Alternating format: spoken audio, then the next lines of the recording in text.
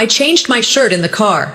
That was the kind of day it had been. 10 hours at the office, still hadn't eaten, but I made the drive from Austin to Round Rock because my mother said dinner at 6:00 was non-negotiable. I swapped my worn work flats for a cleaner pair of loafers and tried not to look at the circles under my eyes in the mirror. By the time I walked through the front door, everyone was already seated.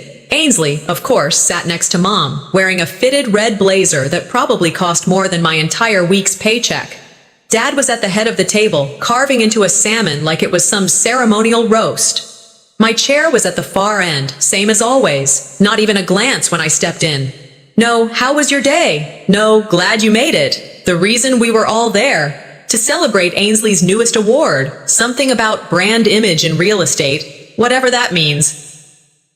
There were wine glasses and those little candles in holders that Mom only brought out when she wanted to look like a loving hostess. She did that well. Play the part. I sat down quietly, smoothed my blouse, and waited for someone, anyone, to ask how my project launch went this week. Nothing.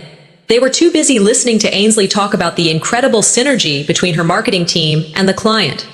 Then Dad looked at me, not even pausing between bites. "You're the only one who never really made anything of herself." There it was. I looked up. Silence. Everyone else kept their eyes on their plates, like if they didn't move, maybe I'd vanish. I felt the heat crawl up my chest, but I stayed quiet.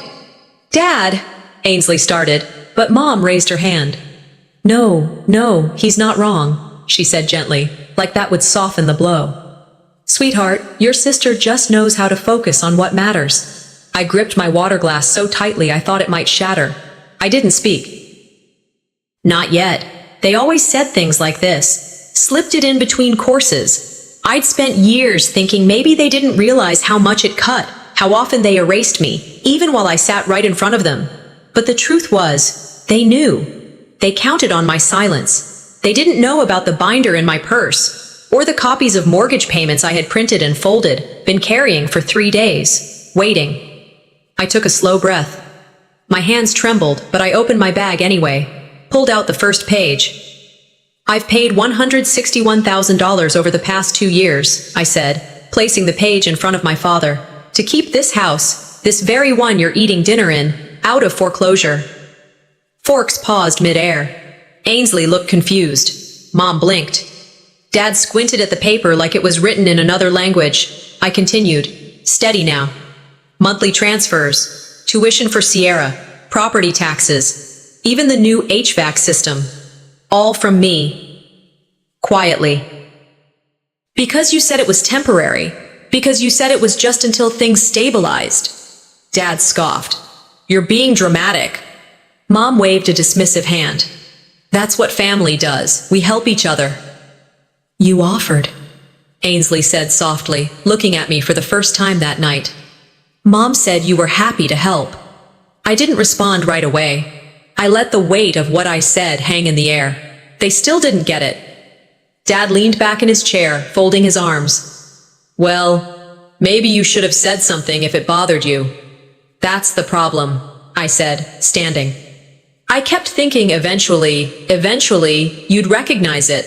Not praise, not a parade. Just, maybe not being treated like I failed when I've been holding the foundation together." I picked up my purse. I didn't shout. I didn't cry. I looked at my mother, who couldn't meet my eyes, and then at my father, who was already picking up his fork again. "From now on," I said, voice low, "I'm done paying for the privilege of being disrespected." I walked out before they could answer. As I stepped into the evening air, something unfamiliar settled in my chest. Not rage, not regret. Lightness. Saturday morning started early. I hadn't slept much after what happened at the dinner table. My body was still tired, but my brain wouldn't stop replaying it, those words from my father echoing like static inside my chest. "You're the only one who never really made anything of herself." The kind of line that sounds rehearsed, the kind of thing you don't say unless you've been meaning to. I was sitting on the edge of my bed, still in my pajamas, when my phone buzzed with a bank alert. Auto transfer, $1,350. Mortgage, same day, every month. I didn't need to open the app to know where it went. Still, I did. Out of habit, or maybe defiance. The numbers stared back at me. Every time I thought I was done, there it was again. Another payment to keep the illusion of someone else's stability. Even now, I'm still paying for people who pretend I don't count. A few minutes later, a ping from my calendar popped up. Alumni Gala, 6 p.m., RSVP confirmed. I never responded. Guess Mom did it for me. She liked having her daughters show up. One for the spotlight, one to fill the chairs. I closed the reminder and stared at the ceiling. I could skip it. No one would notice. But something in me, it wasn't pride, maybe principle, told me to show up anyway. If they were going to erase me, they'd at least have to see me while they did it.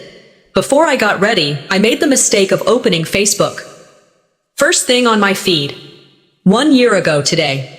A picture from Las Vegas. There they were, Mom, Dad, Ainsley, and her husband Truett, posing in front of the Vegas sign, champagne flutes raised, big white smiles. Caption read, "Much needed family getaway. Grateful for moments like these." Then I saw Mom's comment under the photo, "The family that stays together, thrives together." I checked the date. Same weekend I had worked back-to-back shifts to cover their emergency property tax. I remember the emails Dad sent. "We're a little short this month, sweetheart." And the call from Mom. "Just this once. You'll get it back." They didn't forget to invite me. They chose not to. I sat back and stared at the screen.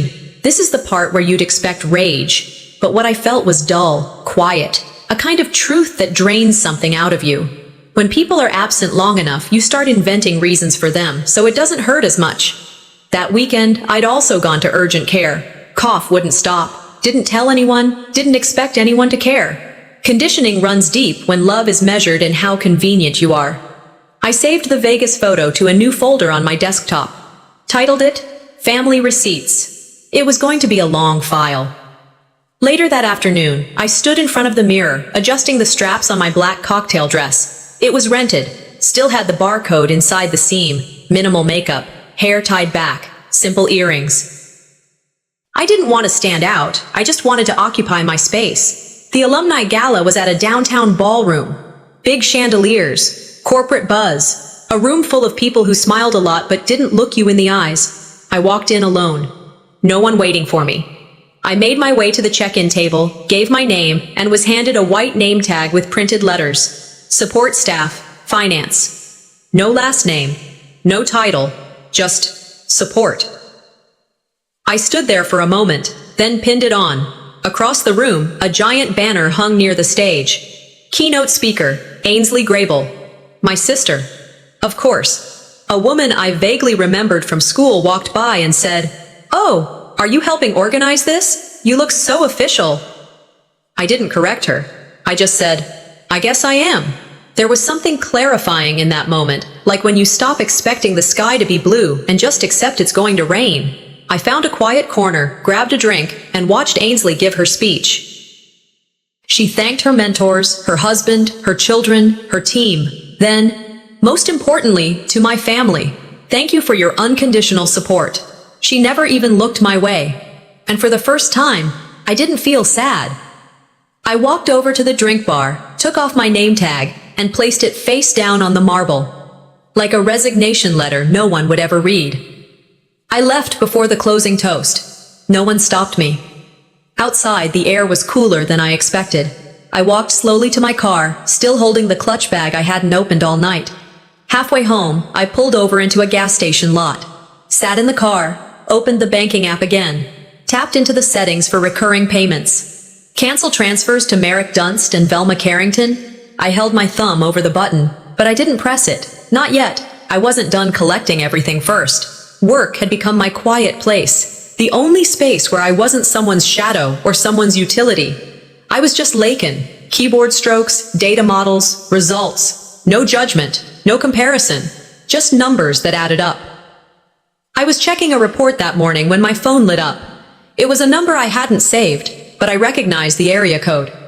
When I answered, a familiar voice greeted me. Mrs. Hendricks, our old neighbor from 2 houses down. "I just wanted to say I was sorry about Mr. Price," she said. "The memorial's this afternoon, at Trinity on Main." Mr. Price had been part of my childhood.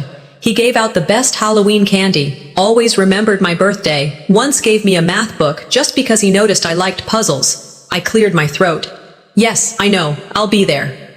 Except I didn't know. Not until now. She said, I figured your family would have told you. They've been planning it for weeks. I smiled, lied, thanked her, and hung up. Then I checked my inbox. Searched Price Memorial, found the forwarded chain, every name listed. Mom, Dad, Ainsley, even Truett, but not me, not even in CC. I stared at it longer than I should have, not because I was surprised, but because the absence had stopped hurting.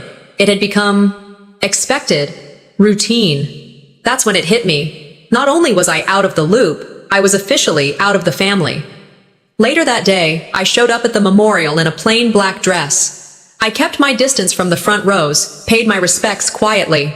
After the service, I stepped into the reception area and spotted Mom in a cream sweater, laughing with a group of old friends. She caught my eye and waved me over. This is Ainsley's friend from Austin, she told them. She works in tech. A beat passed. Then the other woman lit up. Oh, you're the one who helped with the campaign last year. Ainsley said your spreadsheets were lifesavers. I didn't correct her. I didn't say, actually, I'm her daughter. I didn't say anything. I just smiled, nodded, and walked away. Out the side doors, down the church steps, into the parking lot. That's when the words formed in my head, words I hadn't said out loud in years. When someone's absence hurts long enough, you start making excuses for them, so you don't hate them. I sat on the steps a while, remembered birthdays where my name wasn't on the cake, college graduation, where they framed Ainsley's photo, but not mine. The wedding I paid for that I wasn't mentioned in. I wasn't forgotten. I'd been replaced. At home that evening, I opened my laptop, pulled up emails, group texts, threads. Every time I had offered help, every time I was excluded, every bill I paid without a thank you, every memory that had been repackaged to exclude me. The pattern was clear. All the emails went to them, not me. Every invite, every plan, every photo album, every committee. I wasn't part of the family. And I was a background process. So I created a folder, named it The Erasure Files. Inside, I started saving PDFs, screenshots, forwarded messages, every digital fingerprint of the truth. They didn't lose me. They edited me out. That night, I sat on the couch with my phone in hand. I typed out a message to Mom. Was I supposed to be at the memorial? I deleted it. Typed another. Why do you keep forgetting I exist? Deleted that too. Then I opened a new document.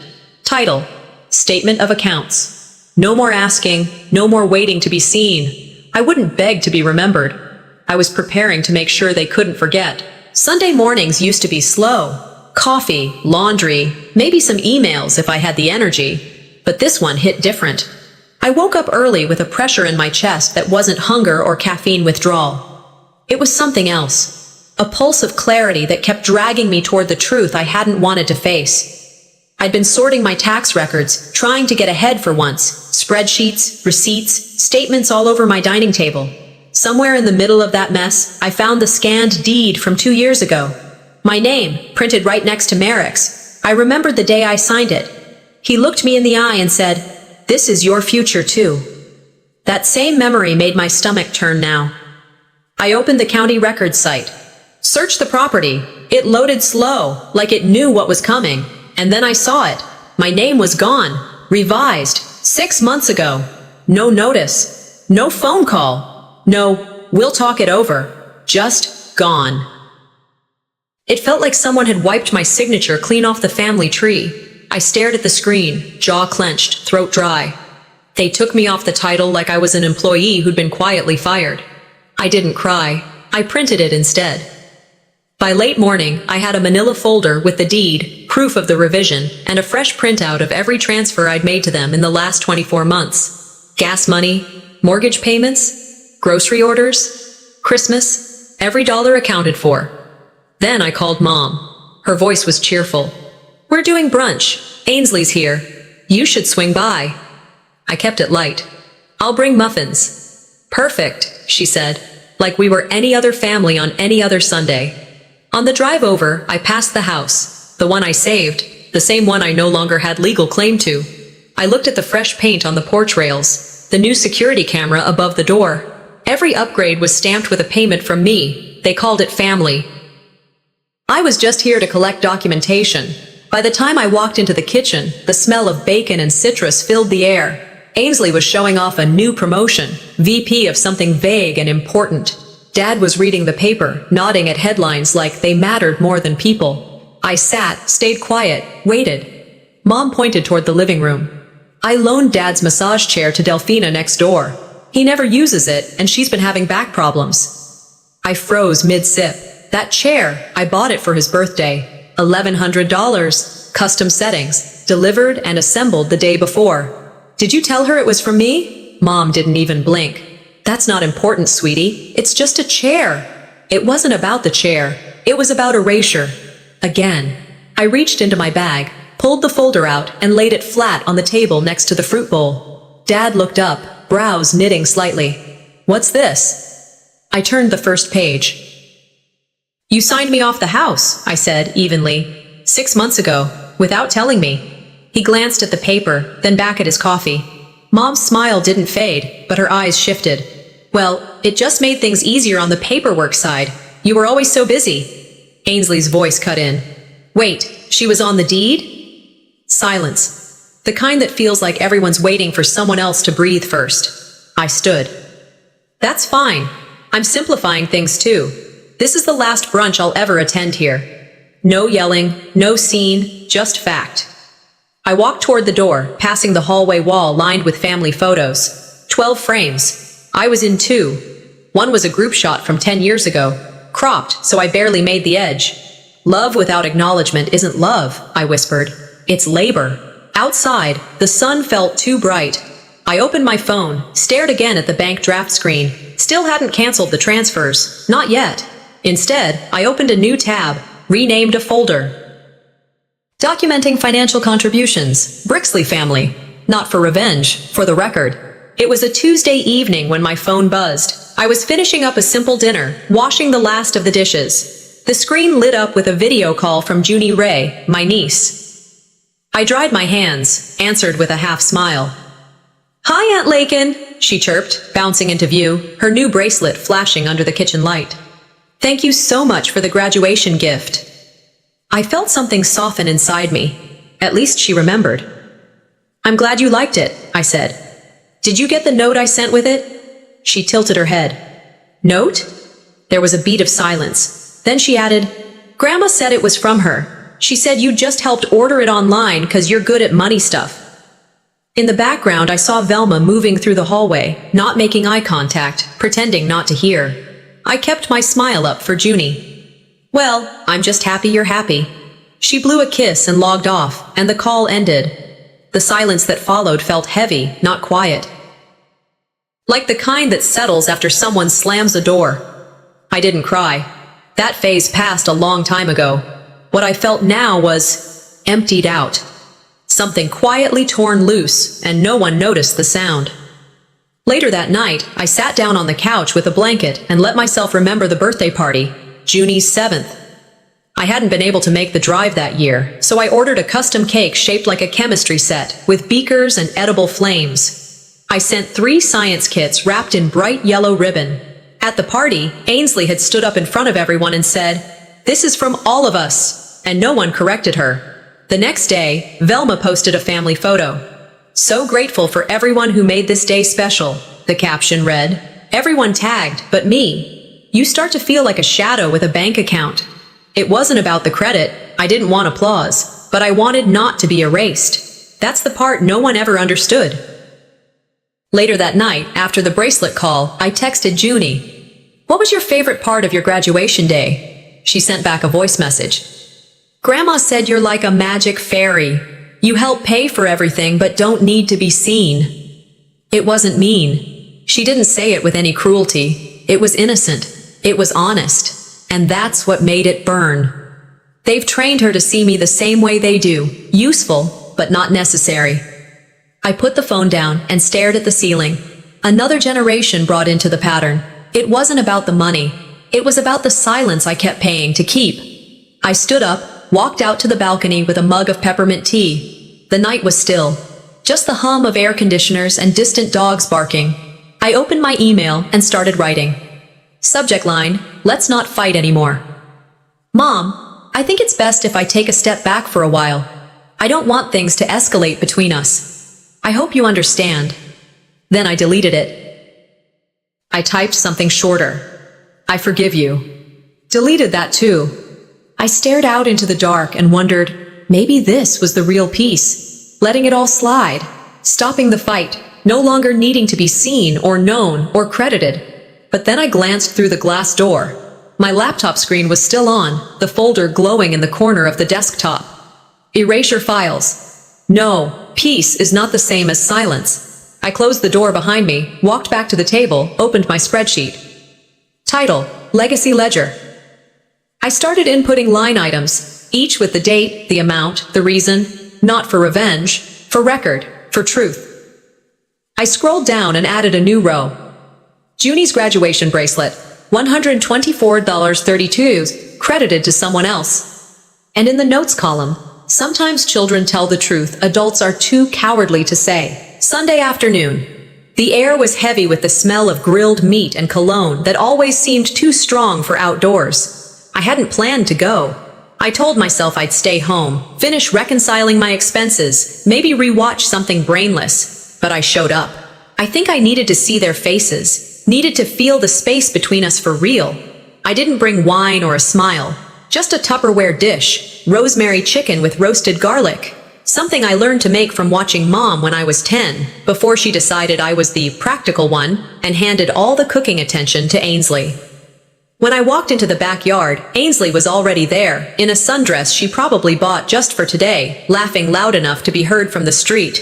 She handed off a tray of frozen spinach puffs to someone and immediately got praised for her thoughtfulness. Velma barely looked up. "Oh good, Lakin," she said. "Just set that down on the end there." She pointed to the fold-out card table by the bushes. The real buffet, the one everyone was taking pictures of, sat on the patio, beneath string lights and a banner that read, "Family First." I didn't argue. I just placed the dish where she said and stepped back. The afternoon wore on like theater. Aunts, uncles, and cousins clapped when Ainsley explained the convenience of store-bought options. One cousin asked if the chicken was from a catering place, then complimented Ainsley again. I said nothing. Velma tried my dish and gave a little nod. "It's earthy. Not everyone likes strong flavors." I nodded, took a sip of water, recorded the moment in my head. They didn't even pretend anymore. During dessert, someone's fiancé stood up and proposed. There were cheers, phones raised for video, and that staged kind of gasping people do when they want to be part of something they'll later tell others about. That's when my phone buzzed. I thought it might be work or a friend, but no, it was a Venmo request from Velma. $600, Dad's medical checkup. Please ASAP. No greeting, no explanation, just an invoice sent during a toast. I looked across the yard. Velma was smiling at the happy couple like nothing had happened. I didn't reply. Instead, I opened my banking app and took screenshots of every transfer I'd sent over the last 6 months, labeled each one, labeled them for myself. Later, while the sun started to dip, I found Velma near the porch, arranging lemonade cups with lemon slices like a Hallmark movie backdrop. "Mom," I said calmly, "I saw your request." She didn't look surprised. "Oh, just routine. You've always been so helpful." "That wasn't a request," I said. "That was a test." Her hand paused mid-reach. She blinked, smiled thinly. "I thought we understood each other." "We do," I said. "You expect me to give and stay quiet. That's the arrangement." "That's what you're afraid I'll break." She looked at me the way people look at something they didn't expect to talk back. I left before the next round of cupcakes hit the table. At the exit, I grabbed a napkin from the drink cart, borrowed a pen, and scribbled a note. Folded it twice and slid it under her lemonade glass. "This is the last time I'll show up out of obligation. Next time, I'll show up with evidence." I walked past the cars, past the photo booth props, past the fake laughs echoing around plastic chairs. No one followed. No one noticed. But that silence wasn't weakness. That silence was me. Finally picking the volume. It was midweek when the message came through from Ainsley. "You should come to the gala Thursday. Support the family brand, you know?" She didn't ask. she suggested, like it would reflect poorly on me if I didn't show up. Like my absence would be the embarrassment, not the years of being left off the very materials they were celebrating. I showed up anyway, neutral-toned dress, hair pulled back, light makeup. Not to stand out, just to witness. The country club lobby buzzed with donors and polished name tags. I walked past the welcome table, my name not on any list, but I knew how to slip into spaces quietly. That was my talent. Being invisible without disappearing. Then I saw it. A banner 6 feet tall stretched across the wall near the ballroom doors. Grable Family Foundation, built on family, powered by vision. Underneath, a photo. Ainsley, smiling wide, next to me, my image, cropped close, mid-laugh, used without permission, and not a single credit. I stared at it for a long beat, not because I was shocked, but because I wasn't. Inside the room, music played. Waitstaff passed hors d'oeuvres, guests buzzed about legacy and impact. I took a slow lap around the perimeter, my heels muffled by thick carpet. Near the kitchen door, I paused to text a friend when a man in a blazer approached me, holding an empty glass. "Excuse me," he said, not looking directly at me. "Could you bring out more glasses? We're low at table 6. I blinked, then nodded. He walked away before I could say anything. Or maybe I didn't want to. I didn't correct him. That wasn't offense. That was confirmation. They didn't just erase me from the story. They replaced me with someone who still did the work, just without the title. I walked toward the back corner of the room where a small podium stood beside the silent auction table. Ainsley was standing there, laughing with a group of donors. Velma hovered behind her, basking in the second-hand attention. I took out my phone and snapped a picture of the banner, sent it to a lawyer friend with the note, "Never signed a media release." As I turned to leave, Ainsley caught me. "Oh, you saw the display?" she said, bright and oblivious. "You looked great in that photo." I looked her straight in the eye.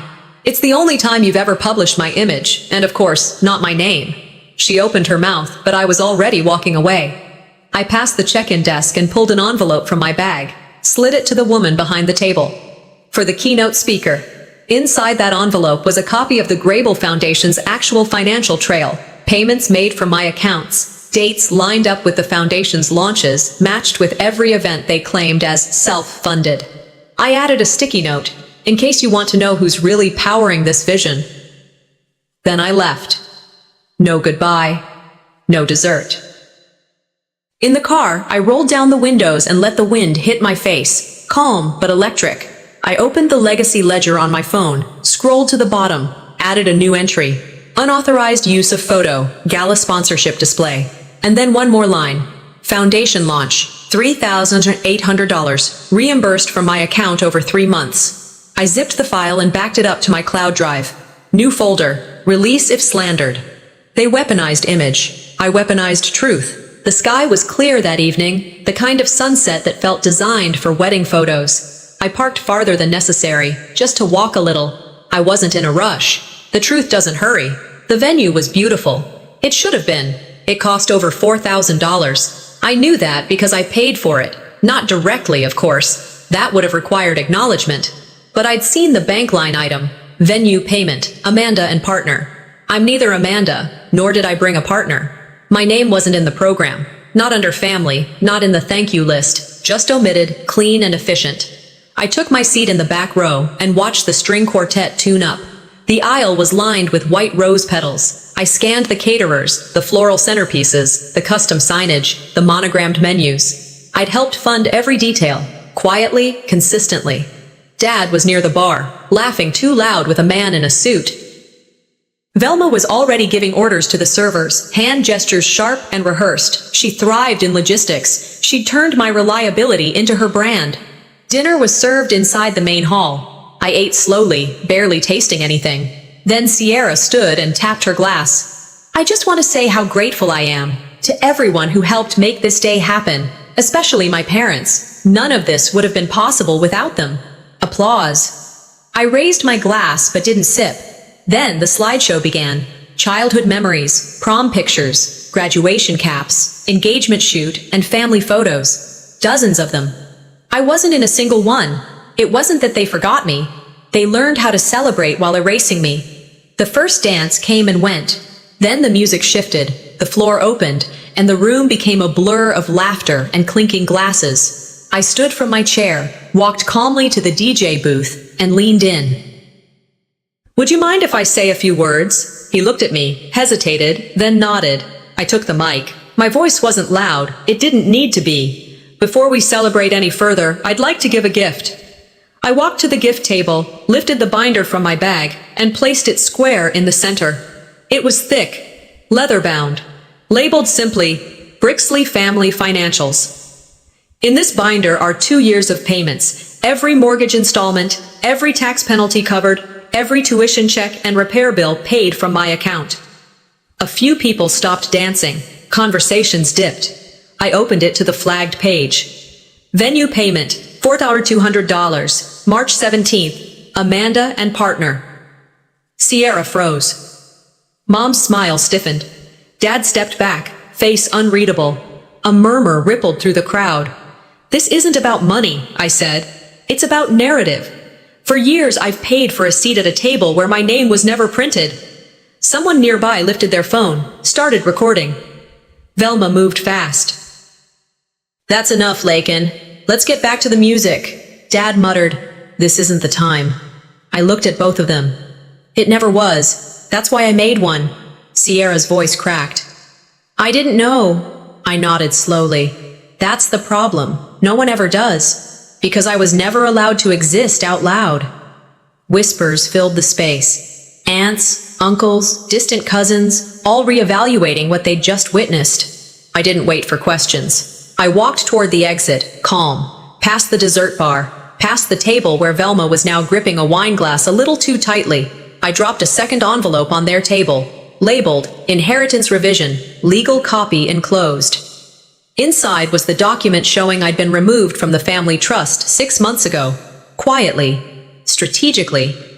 As I reached the doors, I paused just long enough to say, "Congratulations. You've married off one daughter and disowned the other, publicly." I stepped outside. The music faded behind me. The stars overhead were sharp. I wasn't shaking. I wasn't angry. I was free. 2 weeks passed. No calls, no emails, not a single knock on my door. I noticed something odd, not silence, but absence. They weren't reaching out, but neither were the people who used to tag me in every family photo, every baby announcement, every recipe chain email. I wasn't being ignored. I was being erased, fully, efficiently, and without confrontation. But strangely, it didn't sting. I didn't feel abandoned. I felt clean. One morning, I opened the legacy ledger on my laptop for what I knew would be the last time, flipped through each entry, mortgage payments, tuition transfers, wedding deposits. I bookmarked the final page, closed the file, and whispered to myself, sometimes, closure is choosing not to reopen the door that kept slamming on you. That afternoon, my phone rang. Sierra. I hesitated, then answered. Her voice was low, like someone trying to speak from behind a locked door. I didn't know everything, I swear. But I know enough now. There was a long pause between us. She went on. They told me you were unstable, that you couldn't be trusted with family money.